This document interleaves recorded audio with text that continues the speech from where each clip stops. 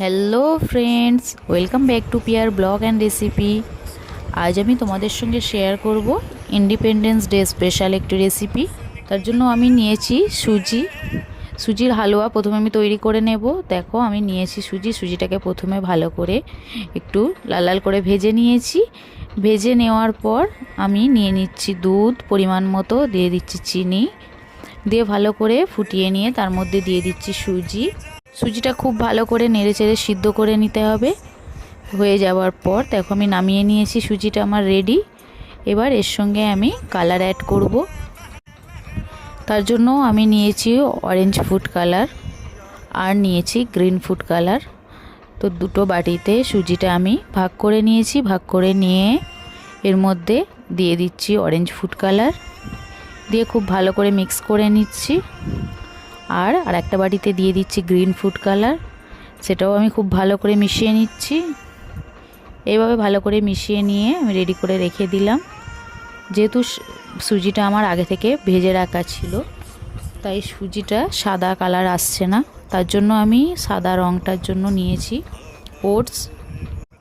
তো ওটসটা রান্না করব। ওটসটা রান্নার জন্য আমি নিয়েছি পরিমাণ মতো দুধ, আর তাতে দিয়ে দিচ্ছি চিনি, দিয়ে ওটসটা একটু ভালো করে দিয়ে রান্না করে নিচ্ছি। ওটসটাও রেডি হয়ে গেছে। তো আমি তিনটে কালারই পেয়ে গেছি, গেরুয়া, সাদা, সবুজ। তো এবার আমার রেডি করার পালা। আমি একটা বাটি নিয়েছি সাদা, দেখো এই বাটিটার মধ্যে দিয়ে দিচ্ছি প্রথমে গেরুয়া কালার সুজিটা। এইভাবে ভালো করে সেট করে নিতে হবে, চামচে করে চেপে চেপে। দেওয়া রেডি হয়ে গেছে।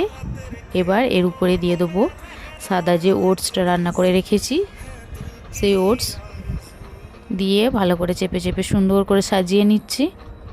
নেওয়ার পর এরপরে আবার আমি দিয়ে দেবো সব থেকে উপরে গ্রিন ফুড কালার দিয়ে যেটা তৈরি করে রেখেছিলাম সুজিটা, সেই পুরটা দিয়ে খুব ভালো করে একটু নাড়াচাড়া করে ঠিক করে নিতে হবে।